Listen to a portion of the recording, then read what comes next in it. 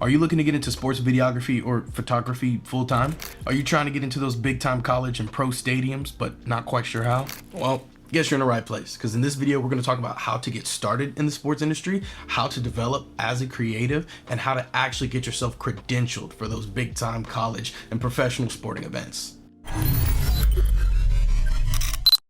So before anything, we need to establish that no matter what step you're in the process, there's two things that you're going to constantly need to be focused on. And that's one, making better content, and two, taking advantage of the resources that are around you. So we're going to talk about how to break in the industry and how to grow no matter what stage you're in, whether that's high school, college, no school. And if you feel any part isn't applying to you when we're talking about like high school, college, whatnot, I'm gonna leave timestamps in the video, so feel free to step ahead. Anyways, real talk, like I said, the first step is to learn how to make better videos. No matter if you're trying to get on a media team, get a certain job, or get some kind of paying client, you need some sort of proof or portfolio to show them what you're capable of.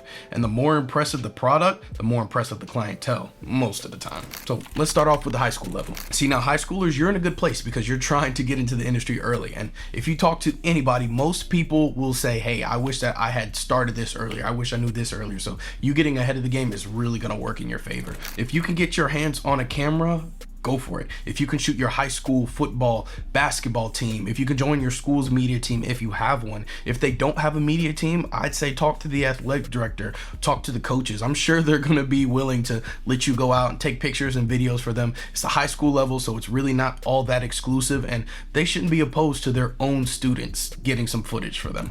Now, let's say you can't get your hands on a camera.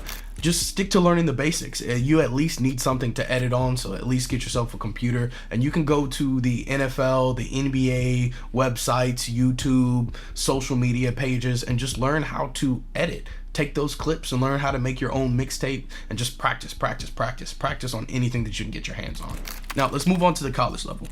If you are in college right now, or you're planning to be, you probably have the most access to resources, exposure, and opportunities than anybody dang near anywhere.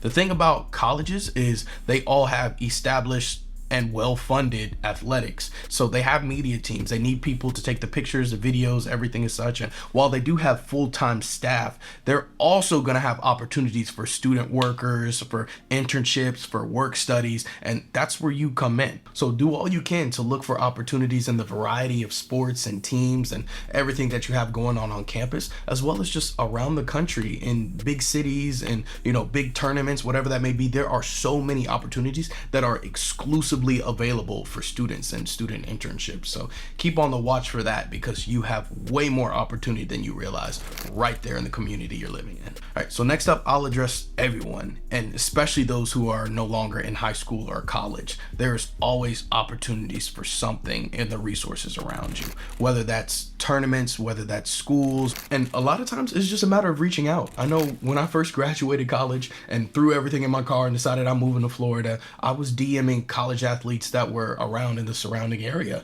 And, you know, I'd take a video that I edited for somebody else, shoot it in their DMs, be like, hey, let's work, something like that. And they were like, yeah, let's do it, because athletes love camera time. So I'd pull up when they be practicing or do a workout, and, you know, they'd get me in. And another thing to be on the watch for is trainers. That's somebody else that a lot of people don't think about. There's a lot of trainers out here who are training anybody from Pee-wee level to professional, and they have all types of athletes coming through. So you can make connects with those trainers or with the athletes that they're training. I mean, don't use the trainers, don't manipulate and, you know, just take advantage of people. Of course, you know, have a real relationship with these people, these trainers, and, you know, really try and help them out so it's mutually beneficial, or even the training facilities. But something else to keep in mind is networking.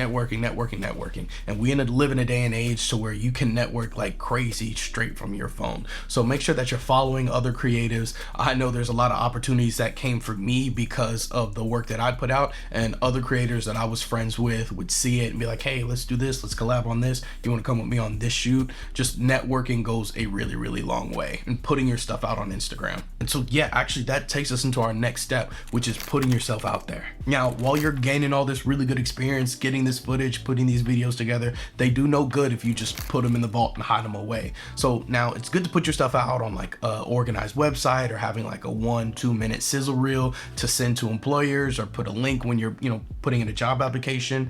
But it means everything to get in people's faces. And that's where I think Instagram not only can serve as a great portfolio, but is the biggest opportunity that you have to get reach and exposure for your work. Not just networking, but putting your stuff out there for people to see. The way that I got my gig to work for ESPN College Game Day was putting stuff out on Instagram with somebody I made a collaborative video with, and they saw it and was like, hey, would you like to edit for us? They hit me in the DM, we set it up. So Instagram should not be slept on. Also TikTok, I don't like TikTok, but TikTok has a lot of opportunity as well. But Instagram can actually serve as a portfolio that jobs even allow you to put your Instagram link in your job applications as a legit portfolio. So don't sleep on Instagram. So now that we've talked about how to break into the industry and really what you have to do to develop yourself, let's talk about how you get yourself actually credentialed for a game. There's 3 ways to do it, and I think the most achievable one for most people is going to be the third.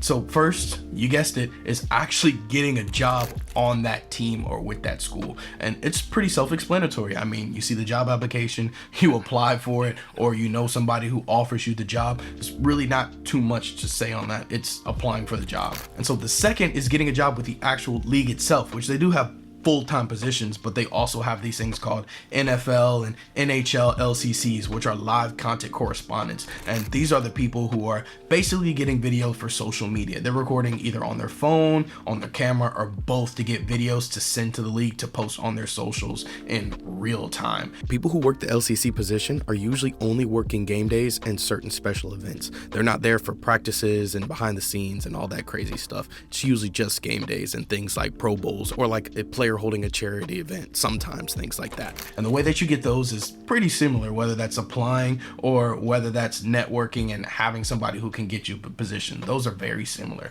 But for most people, the third that I see as the most achievable way is getting in through a media outlet. So this is going to be outlets like general news, sports agencies, sports marketing, magazines, newspapers, or even like well-respected companies that locally cover a certain team or whatnot. So this is going to need to be an established firm. You're not going to be able to just, make an Instagram page, call it whatever, and get in. It's going to need to be an established publisher. And the best way to go about these is you can either get a job with them, you could get a job with the local newspaper, or have somebody who works at one of these firms that would be willing to let you go out with them. Or you could kind of pull a Peter Parker Daily Bugle thing and, go the freelance route. You're fired. But having the opportunity to collab, join, work for freelance for an established media outlet opens up a lot more opportunities for most people, rather than just getting a job with the NFL or getting a job with the NFL team. But if you have found this video helpful so far, it really would mean a lot if you'd like, subscribe for me. It really goes a long way in helping me out. Let me know what kind of content you guys are looking for as well. But if you want to learn how to get better at editing really fast, I drop all my best tips in this video right here. And if you're interested in seeing the kind of gear that I take with me to NFL, NBA, and college games, I'm gonna link that video right here. Once again, like, comment, subscribe, all that. Appreciate you, and I'll holla at you.